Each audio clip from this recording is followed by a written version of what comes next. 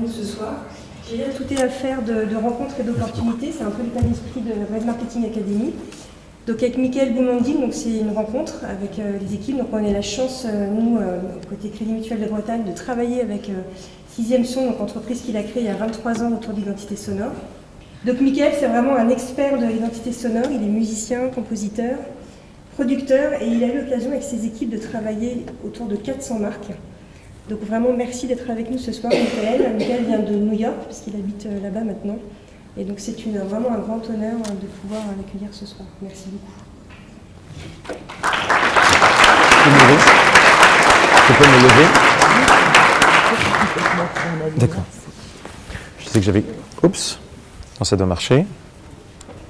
On va dire que c'est mute. Voilà, normalement ça doit marcher. Ok.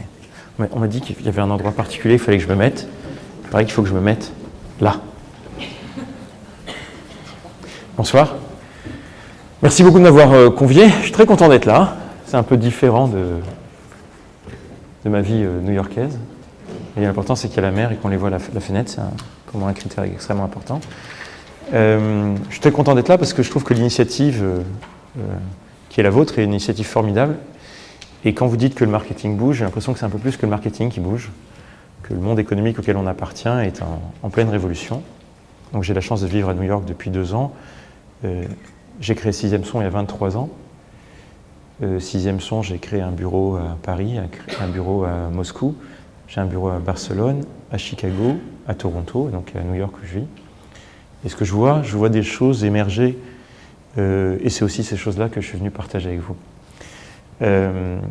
Donc je crois qu'il y avait un intitulé de ce petit échange. C'était autour de cette notion de marque, de stratégie et d'identité sonore.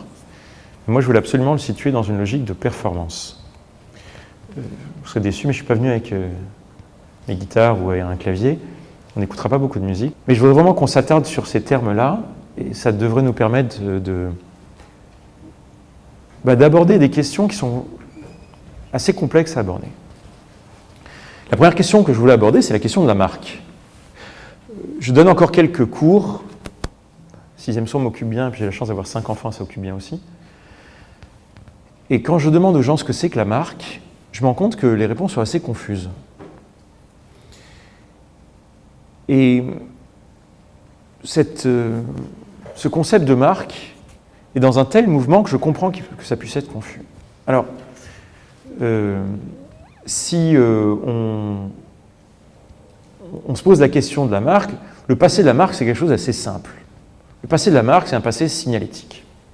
Quand on parlait de marque, on marquait les bêtes, on marquait un produit, et ça voulait dire « je signalais que ça m'appartenait ». Ou dans une vision un peu plus mature, excusez-moi de revenir à des basiques, souvent la marque, je disais, à travers celui qui l'avait fabriqué, j'y mettais un certain nombre de garanties.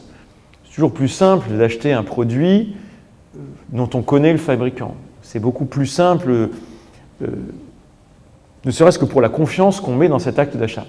L'acte d'achat, c'est un acte économique fort qui n'est pas simple s'il n'y a pas de confiance. On est parti quand même dans l'histoire de la marque et l'histoire de ces outils de marque sur des choses qui étaient très centrées autour de la capacité d'être identifié, la capacité d'être reconnu. Maintenant, savoir qu'on s'appelle Leclerc, c'est bien. C'est mieux de savoir si on parle de Leclerc, les supermarchés, ou des chars. Montblanc, c'est bien, mais est-ce que c'est des stylos, est-ce que c'est des yaourts? Bon, le nom, qui était quand même le premier élément fort de la marque, on s'est assez vite rendu compte que ça pouvait être bien limité. Alors on s'est rendu compte que la signalétique devait aller plus loin. Chez les Michelin, on a eu cette intuition qu'une incarnation qui allait au-delà du nom, la société des pneumatiques Michelin, bon, ben d'accord, on dit qu'on est des pneumatiques, mais qu'on allait devoir passer à une deuxième phase, celle de l'incarnation. Alors l'incarnation, ça voulait dire beaucoup de choses. Là encore, on est dans des basiques, et je prie de m'excuser de passer par là. Finalement, on s'est rendu compte que avec André Citroën, bon, les chevrons, il y avait une origine liée au savoir-faire, et que finalement, c'était pas mal de les structurer. Mais on se rend compte chez Citroën qu'entre les années 20, les années 30, les années 40, les années 50, les années 70, les chevrons, ils changent parfois tellement de forme, des fois l'angle est très fermé, des fois l'angle est très ouvert, et qu'on peut se retrouver avec deux expressions qui sont tellement différentes qu'on peut penser que ce n'est pas la même marque. Mais Citroën a compris une chose, que en affichant son nom sur la tour Eiffel, il allait au-delà de la simple évocation identitaire qui construisait une culture. Cette culture-là, on s'en rapproche dans les années 80-90 avec une compréhension, c'est que faire passer une idée qui n'est pas simplement signalétique, qui n'est pas fonctionnelle et qu'on commence à y mettre de la personnalité, ça n'a réellement d'impact et de performance que si c'est structuré. Je veux dire par là qu'on se rend compte dans les années 80 qu'un logo c'est bien, mais qu'un logo sans charte, c'est pas très bien.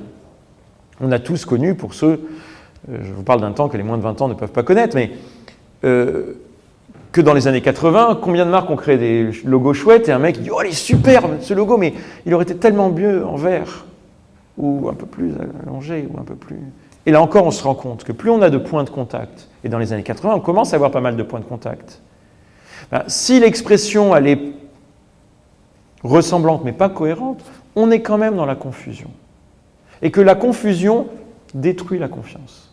Et que quand je détruis la confiance, j'appauvris, j'affaiblis la relation économique entre l'acteur que je suis, un acteur de production, et ceux à qui je veux m'adresser. Maintenant, le problème, et c'est la limite d'une certaine façon de cette phase-là, et je vous invite, puisque Nathalie, tu as bien voulu faire la promotion de mon livre, je vous invite à en lire un autre. Le livre de quelqu'un, moi j'ai toujours trouvé brillant et simple à la fois, qui s'appelle Bernard M. Selem, qui est l'ancien directeur de la communication de la SNCF, et qui a écrit un livre qui s'appelle « Pourquoi le message ne passe plus ». Dans les années 80 comme dans les années 90, on va se rendre compte, à un moment, qu'on va taper une limite. Et cette limite, aujourd'hui, seulement on sait la comprendre. C'est qu'à force de pousser, les gens ne veulent plus qu'on les pousse. La marque a appris à se promouvoir. C'est bien de se promouvoir, mais c'est assez unilatéral. C'est exactement ce que je suis en train de faire. Il y a une limite à cet exercice. La limite du monologue, c'est qu'à un moment, on en a assez. Et que la véritable relation, celle qui peut créer de la valeur entre nous, une valeur humaine, une valeur d'enrichissement, ne peut pas être durablement unilatérale. Et on vit depuis pas très longtemps. Et moi qui ai la chance de travailler pour des marques asiatiques, des marques américaines, des marques européennes, des marques africaines, des très grandes entreprises, comme des PME, je me rends compte que des situations qui étaient très disparates commencent à s'unifier. Et que l'enjeu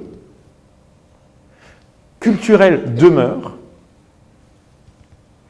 mais qu'on entre dans une nouvelle phase. Et cette nouvelle phase, elle concerne toutes les marques. Cette nouvelle phase, c'est une phase, finalement, alors je travaille sur un deuxième livre, et j'ai trouvé quelqu'un, il n'y a pas très longtemps, dans une interview, qui me sort cette phrase-là, et qui dit « On a poussé trop ». Alors, en anglais, mon breton étant légèrement trop limité. « We have to stop pushing, we have to start sharing ». On a trop poussé, maintenant il faut qu'on partage. C'est une phrase qui est compliquée à mesurer quand on parle de marque. C'est vrai qu'on a bâti des marques qui étaient produites par l'acteur économique. Mais qu'à l'heure des réseaux sociaux, à l'heure où demain vous pouvez mettre sur, ou même aujourd'hui d'ailleurs, à l'heure où je vous parle, vous pouvez mettre votre petit commentaire sur notre échange et 10, 100, 1000, 10 000, 100 000 personnes pourront savoir ce que vous pensez à cet instant-là. Vous avez, vous, nous avons, nous, en tant que consommateurs, en tant que clients, en tant qu'auditeurs, en tant qu'être humain, une capacité d'interaction qui n'existait pas avant. Et on a une capacité à faire ou à co-faire les marques. Cette dimension, elle porte un poids émotionnel très fort, mais la marque ne peut pas en être simplement victime. Il faut qu'elle coproduise. Je veux dire par là que le mouvement ne peut pas être que demain, ce sont les consommateurs qui vont faire la marque. Ça, on ne pourra plus revenir en arrière, nous ne pourrons plus, nous, faire seuls la marque sans les consommateurs. Et le mot consommateur me déplaît. Le mot consommateur est un mot des années 90. Je vais vous dire un mot qui est celui auquel je pense. Les gens. On ne pourra pas exister, on ne pourra pas réussir sans les gens. Et ça relève d'une forme d'intelligence, d'une capacité d'adaptation. Trouver le bon équilibre dans cette coproduction, ce dont je vous parle, ce n'est pas dans 20 ans, hein. Ce n'est pas dans 10 ans. Aujourd'hui, la marque subit cette attaque parce qu'elle le vit comme une attaque, parce que c'est une remise en cause de son modèle, mais c'est aussi une chance formidable. Cette chance, c'est d'engager enfin une vraie conversation avec ses publics. La marque vit donc, alors je sais qu'on est à peu de temps, donc j'essaie de condenser mon propos. Si je suis pas clair, je sens que vous me le direz tout à l'heure, on a le temps de faire un petit jeu de questions-réponses. Mais cette transformation de la marque, elle a pour conséquence assez logique qu'on peut être un peu paumé. Elle relève d'une mise en cause qui peut être fondamentale. Simplement, il n'y a plus le choix. Je ne connais pas aujourd'hui de marque. Sixième son, moi, à travers les différents bureaux, je travaille pour, actuellement, là, un grand groupe bancaire mondial, une petite start-up dans l'alimentaire française, un hôpital américain, hôpital américain, hein, 11 000 salariés, ça commence à faire un bel hôpital, une toute petite entreprise qui fait de la distribution de produits spécialisés sur Internet, une enseigne média. Il n'y a plus de lien entre ces marques-là. Plus de lien de pays, plus de lien de taille, plus de lien d'activité, plus de lien... Il y a un truc en commun. C'est qu'elles ont compris que sur la marque, elles devaient finalement créer leur patrimoine émotionnel et savoir le gérer avec intelligence. Il y a une conséquence là-dessus, et je pense qu'il faut qu'on le mesure, et notamment, j'ai oublié le prénom de la personne qui était assise là. Alors, non, Gaëtane. Gaëtane, quand elle parle des membres, oui, le marketing concerne les gens de marketing. Mais la conclusion de ce petit slide, que je voulais partager avec vous, c'est que si on se penche sur ce qu'était le marketing il y a 40 ans, et ce qu'il est en train de devenir, c'est l'histoire d'une petite bête qui monte, qui monte, qui monte, qui monte. Qui est-ce qui marquait les bêtes ? Et qui décide de la stratégie de marque de Apple ? Il y a 40 ans, oui, c'était le travail de quelqu'un qui était souvent à la fabrication, et à qui on avait dit, tu vois où est-ce que tu mets le logo. Après, le packaging est devenu le sujet d'un chef de projet, et puis il est devenu le sujet d'un directeur de groupe, parce qu'il fallait un peu gérer la cohérence. Et puis après, c'est devenu l'enjeu d'un directeur marketing. Mais le directeur marketing, il appliquait une stratégie d'entreprise dont il essayait de contribuer à son succès là. Et puis le directeur général s'est rendu compte qu'il y avait un levier quand même de business qui était important. Mais aujourd'hui, est-ce que vous écoutez, par exemple, Elon Musk ? Elon Musk, donc c'est le patron de Tesla, il dit quelque chose sur la marque dont peu de gens mesurent ce que ça veut dire. Dans cette phase d'évolution, il y a au départ quelque chose qui relève du savoir-faire. Ma marque, en fait, elle vend mon savoir-faire. On va vers quelque chose qui s'éloigne beaucoup de ça. Elon Musk, il dit, moi j'ai une vision de ce que doit être le monde. Et je veux y contribuer, non pas sur base d'un savoir-faire, mais une base d'une vision. Et ce mec-là, il dit, moi je fais des voitures électriques et je vais faire des tuiles. pour les maisons. Alors, il explique qu'il y a un lien commun sur, par exemple, l'efficacité énergétique. Et puis, vous savez qu'il parle de cette fusée qui relierait... qu'est-ce qu'il a dit, ou ce fameux train dans lequel la SNCF a pris des participations, qui est sur coussin d'air. Et il explique qu'il veut faire gagner de l'énergie, il veut faire gagner du temps. Où est le savoir-faire? Je ne sais pas, le savoir-faire, on va le trouver, on le créera plus tard. C'est quoi le savoir-faire d'Amazon? L'Amazon, c'est une librairie, on sélectionne des livres, on les vend. Ah, pourquoi ils rachètent Whole Food? C'est une complète révolution. Aujourd'hui, l'entreprise qui me dirait « Oh, moi, je suis à l'abri d'une concurrence comme Amazon », c'est quelqu'un qui n'aurait pas compris l'enjeu de la marque demain. Et pourtant, ne serait-ce qu'à 20 ans, personne ne dirait « Je ne fais pas confiance, je ne vais pas me faire livrer du jus d'orange par une boîte dont le métier, c'est de savoir vendre des livres ». Cette petite bête qui monte, elle a une conséquence organisationnelle. C'est que demain, le marketing et la marque sera encore plus le sujet du chef d'entreprise. La conclusion aussi, c'est que jamais la marque n'a été autant un levier de business. Brand is business. C'était le thème d'une conférence à laquelle j'ai participé en mars à Copenhague, et je vous promets qu'on ne peut pas réduire plus, mais on ne peut pas être plus juste. La marque, c'est ça, c'est là pour faire du business. Et je ne suis pas venu vous parler d'un... En tout cas, j'espère que ce ne sera pas votre perception. Je ne suis pas sur un propos théorique. Et je suis ni venu vous parler de la théorie de la marque, ni venu vous parler de la musique de la marque. Je suis venu vous parler de comment aujourd'hui l'enjeu de marque peut faire gagner ou pas l'acteur économique que chacun d'entre vous peut représenter. Sur la marque, je pense que je peux m'arrêter là. Alors, moi je me mets à votre place. Bon, ils lancent un club, une académie marketing. Qu'est-ce que la musique vient faire là-dedans? Alors la musique. D'abord, pourquoi est-ce que je suis venu vous parler de musique? Et comment est-ce qu'on fait le lien avec la performance économique de l'entreprise?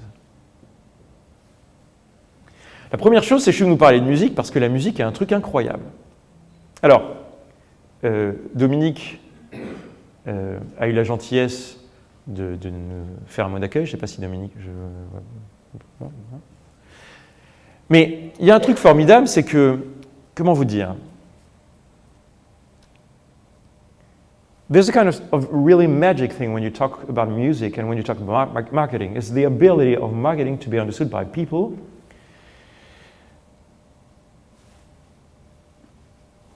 También podemos lo hacer en español, pero no sé cuántas personas pueden hablar español. אולי אנחנו מדברים עברית. יש מישהו מדבר עברית? Forse lo facciamo in italiano. Mi piace molto parlare italiano. Ça, c'est le problème du langage. Ce n'est pas le problème de la musique. Je peux vous parler anglais, espagnol, hébreu, italien, français. Je m'adresse tout de suite à une catégorie de gens. La segmentation s'impose à moi. La musique est en train de devenir un langage d'une puissance absolument extraordinaire. Alors il y a une base physiologique. Hein. D'abord, a priori, on est tous sortis du ventre de notre mère. Or, l'expérience du ventre de notre mère, c'est une expérience qui est très sonore. L'impression est d'abord sonore. Elle est un peu olfactive, mais pour ceux qui sont un peu penchés sur la question, par exemple, la perception du fœtus sur l'état de la mère se fait beaucoup par le bruit des fluides et le bruit du cœur. Or, le bruit du cœur nous apprend deux trucs fondamentaux quand on va parler de son et de musique. C'est 1, les fréquences, 2, le tempo. Contrairement à beaucoup de domaines, par exemple le parfum, si on sent un parfum ensemble et que je vous demande de le qualifier avec 2 mots, on va avoir du mal à se mettre d'accord. Par contre, si je vous demande de déterminer entre les deux rythmes lequel est le plus rapide et lequel est le plus lent, on sera à peu près tous d'accord. Quelle fréquence est la plus haute, quelle fréquence est la plus basse, à peu près d'accord. Vous savez, quand vous devez fonder ou utiliser un vocabulaire, et que vous avez déjà une base narrative, hein, parce que la musique c'est la narration, et l'évolution du rythme et du tempo c'est de la narration, vous avez déjà une bonne base. Puis il y a une autre base, c'est que tous les êtres humains partagent à peu près, une même prosodie linguistique, à défaut de partager une même prosodie émotionnelle. Concrètement, la façon dont on fait sortir notre R pour faire des syllabes, des voyelles, très universelle. Ça a un impact. Puis il y a des sons qui sont très universels. Bref, on a une base physiologique pour avoir cette compréhension commune. Est-ce que c'est suffisant? Non. Il faut Ray Charles et Michael Jackson et Gangnam Style. Oui, il y a une base universelle sur le son, pas sur la musique. Avant. Au XIXe siècle, par exemple en Europe, la musique est un divertissement bourgeois. Qui est-ce qui a le temps? Qui est-ce qui a les moyens? Qui est-ce qui a le gramophone? Qui est-ce qui peut aller se payer la place au concert? Au milieu des années 50, le ministère de la Culture français se dit qu'il va faire un baromètre pour savoir qui écoute de la musique. Et on voit des distinctions incroyables entre les ruraux et ceux qui vivent en ville, entre les hommes et les femmes, entre les riches et les pauvres, entre les jeunes et les vieux. Ils ont eu la bonne idée de ne pas arrêter ce baromètre. Ce baromètre, il montre qu'aujourd'hui, il n'y a plus de différence. Alors, moi, je dis à mes élèves parfois, qui écoute des Beatles? Alors, ils lèvent tous la main, je dis, vous êtes, oh là là, bande de vieux. Mon père, 93 ans, que Dieu lui prête vie, écoutez les Beatles, c'est une musique de vieux. Ben non, c'est pas une musique de vieux. Ben, ils ont raison. Aujourd'hui, par exemple, il y avait une grande différence, mais quand les jeunes et les vieux commencent à avoir un territoire commun, ils ont encore chacun leur territoire spécifique. Mais quand ils ont un territoire commun, il y a peut-être des choses qu'on peut leur faire comprendre en commun. Pourquoi je parlais de Ray Charles, de Michael Jackson et de Gangnam Style? Ce n'est pas une surprise si le contenu le plus diffusé, c'est de la musique. Ray Charles, oui, parce que c'est les premiers tubes qui sortent du pays d'origine. Michael Jackson, c'est le premier qui vraiment universalise et en plus il donne le mode d'emploi. Billie Jean, c'est un tube mondial et en plus c'est le même clip partout. Et Gangnam Style, c'est 2 milliards de vues, un peu plus maintenant. Ben, ça veut dire quoi? Ça veut dire que si on est soumis tous à des contenus qui peuvent être communs, qu'on aime ou qu'on n'aime pas, on est soumis à une interprétation. Mais cette interprétation, elle est guidée dans sa compréhension. Or, la musique, c'est quoi? Ben, la musique, alors les neurosciences nous aident beaucoup, mais alors comme on n'a pas beaucoup de temps, je vais faire très court. La musique nous montre un truc dont on ne savait pas. On pensait cerveau gauche, cerveau droite, et on pensait que la musique, c'était du registre de l'émotionnel. Aujourd'hui, ce qu'on sait démontrer, c'est que la musique, ça prend toute la tête. Ça a une capacité d'influence sur beaucoup de choses. Et quand je mets influence, je mets tout de l'influence, c'est-à-dire la capacité à influer la façon de penser, la façon de ressentir et le comportement. D'ailleurs, faites l'exercice vous-même, en tout cas soyez prudents. Vous mettez au volant et tout d'un coup vous mettez la musique hyper forte. Vous allez voir que votre comportement change, ouais, il y a un côté quasiment apparemment euphorisant. Levez-vous le matin en mettant une petite nocturne de Chopin. Recouchez-vous. Je prends des exemples caricaturaux, mais c'est quand même bizarre. C'est quand même bizarre, par exemple, ce qui est en train de se passer avec la musique dans la capacité à créer de la communauté. À l'heure où on sait tous que les réseaux sociaux qui sont censés nous aider à mieux communiquer nous isolent plus, la musique, et notamment la musique live, n'a jamais connu... vous verrez si jamais le bouquin vous intéresse, Jean-Michel Jarre, dans notre discussion, dit « Je pense que le manque que les réseaux sociaux ont créé pousse les gens à être presque épaule contre épaule quand ils partagent de la musique. » Mais c'est incroyable ce qu'on fait avec la musique. Un mec moche comme Mick Jagger, il se met à chanter, les femmes sont folles de lui. J'ai vécu une journée d'expérience dans ma vie, heureusement une journée, où les gens... Parce que j'avais travaillé, peut-être pour certains d'entre vous ont-ils su, avec un très très célèbre musicien. Il m'invite à un de ses concerts, j'y vais dans la rue et je me fais, je dis mais oh, je me fais harceler, il faut faire du selfie à tous les... Mais oh, c'est que de la musique? Non, c'est pas que de la musique. Pour beaucoup de gens, et notamment les nouvelles générations, c'est leur langage. Si vous voulez les toucher, c'est ce qu'il faut faire. Mais ça n'est pas que ces jeunes générations. Si vous voulez bien comprendre, vous allez me dire, mais où est-ce qu'elle est la marque là-dedans? Mais si vous voulez bien comprendre que c'est un message universel, comprenez une chose, c'est que la marque, elle, à l'heure des réseaux sociaux, si vous mettez un petit film, La Cancalaise sur YouTube, mais si vous savez y faire, vous allez avoir une audience qui va être extrêmement large, si vous savez y faire. Ça veut dire quoi? Ça veut dire que votre capacité à aller toucher les gens, peut-être que vous allez avoir un public beaucoup plus universel. Comment je touche un public plus universel? Je vais traduire. Ne traduis pas.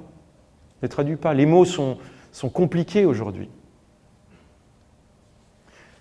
La musique, dans cette capacité universelle de lien et d'influence, est un vecteur fondamental. Et il se trouve quoi? Il se trouve que si vous n'abordez pas cette question de façon un peu réfléchie, la nature ayant horreur du vide, les choses s'installent contre votre volonté. Ça veut dire que, par exemple, une marque, quelle que soit sa taille, elle a besoin de musique. Sur une attente téléphonique, par exemple.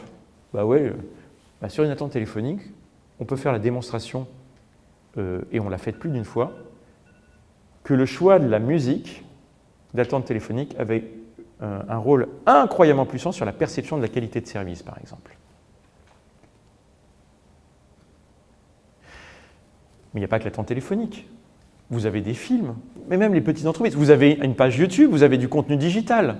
C'est quoi votre son? Ouais, mais j'ai mis une musique ici et j'ai mis une musique là, ça va bien à chaque fois. D'accord? Et vous changez d'identité visuelle à chaque fois que vous avez un nouveau support? Le grand danger de la digitalisation, vous dites que dans cette étude que la digitalisation, c'est un truc les plus complexes. C'est un des trucs les plus complexes si on veut comprendre. Si on ne comprend pas une chose, c'est que le digital, ce n'est pas un problème de marketing, ce n'est pas un problème de communication, c'est un problème d'organisation. Si on veut réussir la digitalisation, il ne faut pas digitaliser sa com, il faut digitaliser son entreprise. Une fois qu'on a compris ça, les choses deviennent beaucoup plus simples. Mais par contre, sous l'angle marketing, la digitalisation, c'est le risque tous les jours de se prendre une balle dans le pied. Pourquoi? Parce que les réseaux sociaux, la relation avec les clients, nécessitent de plus en plus de contenu. Il faut produire, il faut raconter une histoire, et ça part dans tous les sens. Si ça part dans tous les sens, ça crée de la confusion. Si ça crée de la confusion, ça détruit de la valeur, ça détruit de la confiance, ça détruit la marque. Le grand danger de la digitalisation, comme le grand danger de l'époque dans laquelle on vit, c'est que demain, vous pensiez être bien peinard dans votre marché local, mais en fait, grâce à cette communication universelle, vous êtes aussi en concurrence avec des acteurs que vous n'aviez peut-être pas identifiés. Et qu'est-ce qui va se passer? Si vous voulez exister, vous devez incarner une différence. Or, ce que je vous dis sur la marque, c'est cette différence, elle ne peut pas être fonctionnelle d'abord, elle doit être émotionnelle. Voilà, aujourd'hui, la musique se propose à la marque comme son premier, son plus simple, son plus efficace levier de performance émotionnelle. Alors, on est tous finalement conscients d'une chose si on est là, c'est que ce marketing qui est en mouvement, finalement il a fait de la marque qui était un objet ou un petit signe, presque une personne. Une personne avec ses traits de personnalité, avec sa façon de s'habiller, avec plein d'éléments qui permettent de l'identifier. Mais le pas qu'on franchit, c'est de se dire que cette personne, il ne suffit pas de me la décrire de façon rationnelle. Elle a besoin pour exister et pour se distinguer d'un patrimoine émotionnel puissant, géré avec cohérence et consistance, de façon durable. Aujourd'hui, quand on regarde, par exemple, l'impact d'un nouveau logo versus l'impact d'une musique de marque, aujourd'hui, on arrive à être beaucoup plus engageant avec une musique de marque qu'avec un nouveau logo. Je vous propose 3 petits exemples. Je vais vite et je ne sais pas, Nathalie, tu regardes la montre, tu as le droit de me faire signe si tu veux que je coupe des choses. En haut à gauche, le logo de la SNCF qui date des années, je crois que ça doit être 94, ça. Qu'est-ce qu'il dit, ce logo? Ouais, je vous fais bosser un peu. Allez. D'abord, la police de caractère, elle nous dit clairement on est dans les rails. C'est presque c'est presque la marque d'un fabricant de rails.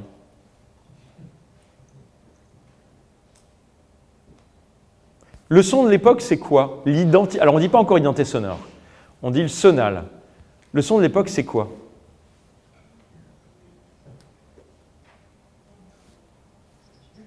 Qui peut chanter?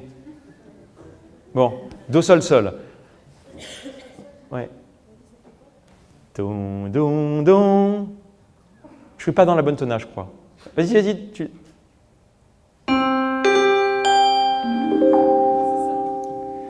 Hein, ça vous rappelle peut-être quelque chose. Alors ça veut dire quoi? Allez, on bosse un peu. Vous voyez, on est un peu plus dans l'échange. Je vais essayer de mettre un peu en... Qu'est-ce que ça veut dire? En fait, d'abord, je vous poserai une question pour finir, pour montrer si j'étais clair. La question que je vous poserai, je pourrais la préparer maintenant, c'est quoi une bonne identité sonore? Mais qu'est-ce que c'est? Comment on juge un son comme ça? Comment on juge? Alors, comment on juge une identité visuelle? Comment on juge une identité sonore? Qu'est-ce que ce son? Comment je peux le juger? Alors, comme on n'a pas beaucoup de temps, je vous donne la réponse. Qu'est-ce qui m'apprend de la marque? Et ça, qu'est-ce qui m'apprend de la marque? Exactement. Fondamentalement, ce que ça nous apprend, c'est que c'est une marque qui émet du message. Le logo, il nous dit, nous, on utilise des rails, et le logo, il dit, on a un message. Concrètement, comment on positionne la marque? D'abord, on la positionne comme une entreprise industrielle et comme un acteur assez froid. D'ailleurs, le son est très mécanique, c'est un son machine, de la même façon que le logo est un son machine. 20 ans après, l'identité sonore de la SNCF, ça donne quoi? Ah, il y a quelqu'un qui était dans la tona d'ailleurs. Ah. Moi, je dois avouer que c'est un truc sur lequel on me demande tout le temps comment on a créé ça, pourquoi j'ai fait ça. Et fondamentalement, la réponse, vous l'avez quand vous regardez les premiers éléments qu'on a partagés et qu'on comprend que ça ne peut pas être une marque.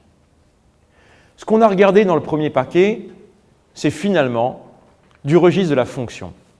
La marque, elle est fonctionnelle, il y a des rails, je vous dis que je les utilise. Et le son vous dit j'ai une info. Dans l'approche qui était la stratégie de marque et moi, ma conviction personnelle, une fois qu'on a fait des audits et une fois qu'on a fait des analyses concurrentielles, on s'est dit en réalité, ce n'est pas du tout une marque industrielle et ce n'est pas son intérêt. Son intérêt, c'est de travailler la mobilité et que cette mobilité, elle arrête d'être celui de la machine. Moi, je m'en fous, je ne regarde pas les rails quand je voyage. Moi, je suis dans une expérience humaine. C'est la mobilité à visage humain. Une fois qu'on a dit ça, alors je vous fais un processus de recherche qui a duré un peu de temps, mais je vous le fais en 3 secondes. Il me semble assez évident qui est de dire, les autres utilisent tous des bruits machines. Nous, si on est l'expérience de mobilité à visage humain, on va incarner cette marque avec un son humain. Et aujourd'hui encore, on est la seule marque de transport à faire ça. Et alors après, il faut toujours une réflexion un peu bête, mais moi j'aime beaucoup les réflexions un peu bêtes, parce qu'elles souvent elles cachent une simplicité évidente. SNCF, 4 lettres, 4 notes. Alors après, il y a un grand temps de recherche pour trouver ces 4 notes-là. Et par exemple, il y a des choses que vous n'entendez plus, que vous avez entendues la première fois que vous avez été soumis à ce son. C'est par exemple la troisième est légèrement fausse. Pourquoi est-ce qu'on crée des notes légèrement fausses? Alors, c'est pas tout à fait faux. Il y a 2 réponses. Celle-là, c'est plutôt la deuxième. Non, la première raison, c'est que moi, quand j'ai créé Sixième Son, un des grands problèmes que j'ai identifié, c'était que les belles musiques, c'est pas bien. Pour être tout à fait précis, dans un monde où la concurrence devient très forte, où finalement on a une pollution visuelle comme on a une pollution sonore, la capacité qu'on a à exister, et de mon point de vue, c'est comme ça que je l'ai formulé, c'est pas très joli, c'est la capacité à porter un poil à gratter. Si, quand je sors une nouvelle identité visuelle, une identité sonore, il n'y a rien qui choque un peu, ça veut dire qu'au bout de 3 mois, ça sera digéré, ça veut dire qu'au bout de 6 mois, ça sera oublié.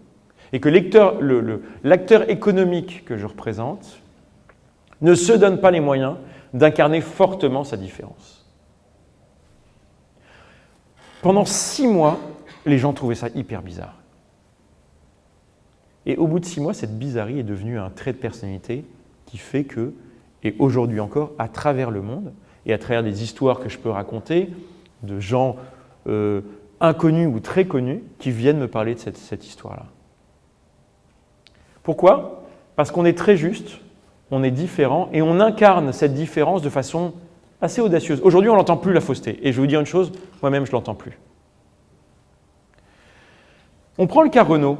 Le cas Renault, c'est un cas un peu différent, mais dont on peut porter les conclusions de façon presque similaire. Est-ce que vous vous souvenez de ça ? Alors, plus Renault l'utilisait, et moins on lui attribuait. C'est bizarre, non ? Pourquoi ?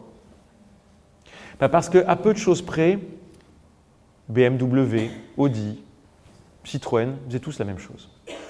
Pourquoi ? Parce qu'ils se disaient, dans la bagnole, il faut faire du métal rythmique, parce que ça veut dire que c'est de la sécurité et de la technologie. Alors, moi je veux bien, mais on vend des bagnoles ou on vend des Renault ? D'ailleurs, le mouvement de la SNCF, c'est le mouvement d'une entreprise qui se prépare à la concurrence. On arrête de parler des rails, parce que les rails vont être utilisés par d'autres, et puis les rails, on s'en fout. Qu'est-ce que c'est Renault aujourd'hui ?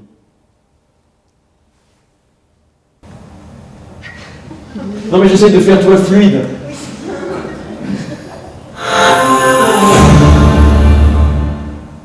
D'abord, je veux dire un truc. Là aussi, la première fois qu'on présente ça à Renault, il nous regardait avec des yeux. Et ils nous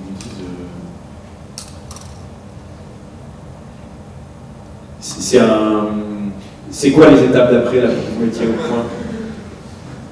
Alors on dit, regardez, votre slogan, Passion for Life. Alors je ne sais pas comment il traduit en français. La vie, notre passion. La vie avec passion. On leur dit, vous ne parlez pas de bagnole. Et quand on regarde la spécificité de votre approche de marque, on va l'assumer. On dit que on est dans une expérience au service des gens, mais des gens qui partagent. Quand on regarde les pubs Renault, il n'y a jamais un seul. Ensuite, passion for life. Il y a une sorte de tension marketing d'ailleurs. Passion, au sens presque latin du terme, c'est de la souffrance, un truc très masculin, très dur. Life, exactement ça. Et on dit on veut le partager. Il y a presque une dimension spirituelle d'ailleurs dans le travail qu'on a fait. Le vrai travail ensuite, ça a été de se dire en quoi ça crée plus de valeur que ça en détruit. Parce qu'il faut en détruire. Il faut en détruire à partir du moment où on décide de dire je ne joue pas dans les jeux des autres. Je casse des codes et je me mets à côté. Aujourd'hui, on a des résultats sur ce truc-là qui sont ahurissants. Pourquoi ? Parce que d'abord, dès que vous entendez ça, vous levez l'oreille. Il y a une efficacité acoustique qui est extrêmement puissante. En quoi c'est important ? Aujourd'hui, personne ne regarde la télé. Éventuellement, la télé est dans un coin, elle est allumée. C'est le son d'ailleurs qui va me ramener à l'image. Quand on est dans une bagnole, on fait autre chose. On n'écoute pas la radio, on l'entend. Et il y a un moment, il y a une mise sous tension qui fait que ça marche. Alors, pour conclure, et parce qu'on se disait avec Nathalie en préparant cet échange, comment est-ce que concrètement, on peut aborder les choses de façon productive ? D'abord, je voudrais partager avec vous le sentiment qu'il y a des vrais dangers qui pèsent sur la marque. Fondamentalement, il y en a deux mortels. Il y a une étude qui est sortie au Canada il y a 1 an et demi et qui dit, alors c'est une étude c'est un peu de la provocation, mais ce n'est pas complètement faux, qui dit l'être humain est en train d'avoir une capacité de concentration un peu inférieure au poisson rouge. Le problème, c'est que c'est documenté. C'est documenté pourquoi ? Parce que finalement, on se rend compte, et cette étude le mesure, de ce concept dont il parle qui est l'attention partielle continue. En fait, quand je vous parle, je suis absolument persuadé que toutes les 15, 20, 30, 40, 50 secondes, 1 minute, vous regardez votre téléphone portable. Que vous pensez à un truc que vous devez faire, que vous êtes interrompu par quelque chose d'autre, que vous prenez une note, tiens, j'ai pensé à un truc. On est devenu comme ça. Le multi-écran, le multitâche, le multi-tout fait que notre réelle capacité à nous concentrer est en train de s'effondrer. Et alors nous, ça va. Mais alors les générations qui viennent, plus compliqué. Or, comment est-ce qu'on crée du dialogue avec les gens? Comment est-ce qu'on crée cette influence dont on parle, cette capacité d'interpellation, cette capacité d'interaction, si on ne peut plus compter sur de l'attention? Deuxième chose, une étude d'Atte Kearney qui a commencé il y a 5 ans et alors c'est bien parce qu'ils ont sorti la mise à jour de cette étude il y a une semaine, dit la chose suivante. Alors en France, on est les champions du monde de ça, mais le reste du monde est en train de nous suivre. La défiance vis-à-vis des marques est à un niveau absolument inédit. Moi, j'ai une interprétation, c'est rigolo parce que l'introduction du bouquin, pour moi, est là-dessus. J'ai fait une introduction sur le bouquin en disant que finalement, quand on dit qu'on est une marque, quand on le dit, tout de suite, on est suspect. Les nouvelles générations sont très défiantes, mais il n'y a pas qu'elles. Et je prends 2 exemples. Que Volkswagen ait triché, c'était impossible. Les Allemands, on leur faisait confiance. On voyait bien qui étaient les... Les Allemands ont triché. Volkswagen, le Das Auto, le côté droit, froid, métallique, scientifique, pipeau. Et on a Donald. Donald, il invente un concept hyper fort. Si les faits ne vous arrangent pas, there's alternative facts. Il y a des faits alternatifs. Il faut comprendre l'impact que ça a. Ça détruit toute forme d'autorité. Et si vous êtes une autorité, vous êtes suspect. Mais la marque, elle fait autorité, elle est construite pour ça. Elle fait autorité dans son savoir-faire, elle fait autorité sur, par exemple, la qualité de son truc. Comment est-ce que je peux m'adresser à vous si avant que j'ai pipé mot, vous êtes déjà défiant? La chance, c'est que ces dangers, il y en a qui vont les comprendre, qui vont les anticiper et qui vont savoir les traiter. Ça veut dire aussi une chose, cette étude Atte Kearney, elle montre, elle ne dit pas que small is beautiful, elle dit les gros vraiment pas.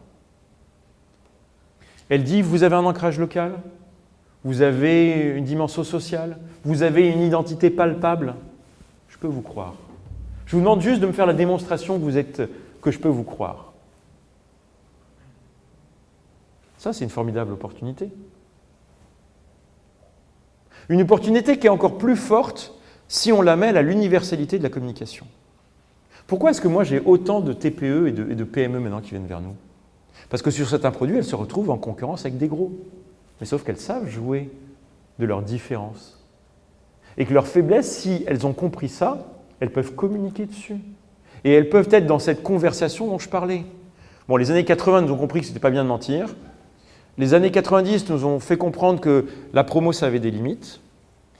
On est en train de voir des marques, petites, moyennes ou grandes, qui comprennent que dans cette conversation, la transparence a ses limites. On ne cherche pas à être complètement transparent. Il faut être honnête et donner un terrain sur lequel on dit « ce terrain-là, non, ça c'est le mien, je ne le partage pas ». Mais par contre, ce terrain-là, honnêtement, je veux bien le partager. Il y a des choses que je veux bien coproduire avec les gens.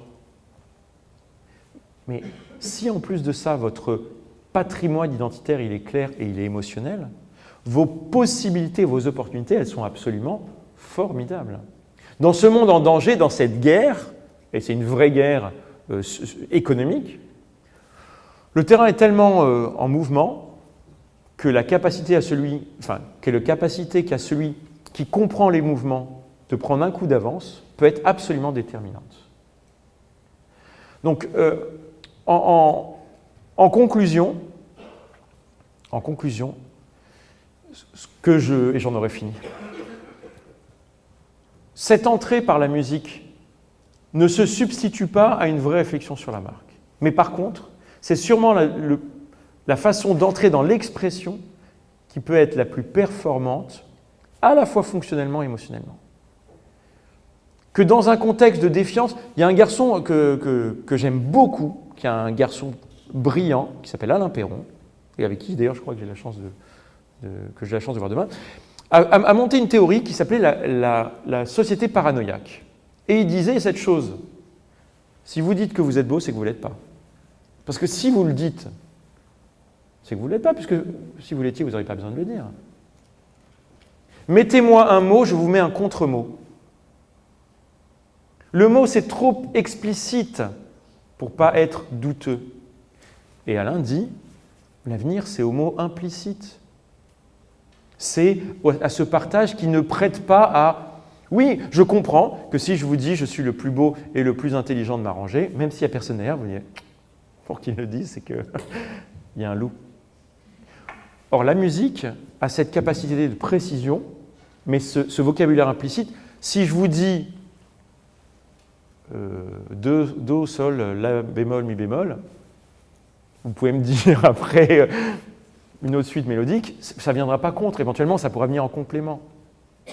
L'autre choix, pardon, quand je dis faire les choix, le premier choix c'est de savoir rentrer dans ce langage-là qui est plus implicite, plus émotionnel et qui ne se prête pas à cette défiance. L'autre choix, c'est la radicalité du choix. La radicalité du choix, c'est la seule chose qui vous fera exister dans un contexte concurrentiel encombré. Vous ne pourrez pas être une marque à 12 valeurs. Et pour être tout à fait honnête avec vous, j'ai trouvé qu'il y avait une ou deux valeurs de trop dans ce qu'on s'est raconté tout à l'heure. Si je dois faire passer le message autour de 5 valeurs, c'est 5 fois plus compliqué que si j'en mets qu'une. Alors peut-être que je ne peux pas bien me définir à une, alors j'y mets 2. Je le répète, le poisson rouge nous apprend que la capacité à aller chercher de l'attention coûte cher, va être dure, va être rare. Ne vous racontez pas en 25 mots si vous pouvez le faire en 5. C'est vrai pour les notes, c'est vrai pour les mots, c'est vrai pour les couleurs.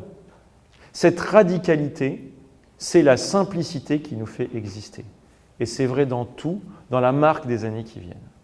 Voilà, je vous ai fait part de mon point de vue, avec mon expérience. J'espère que vous soyez d'accord ou pas. Ça nourrit votre réflexion et vous aurez été content de m'écouter. Merci.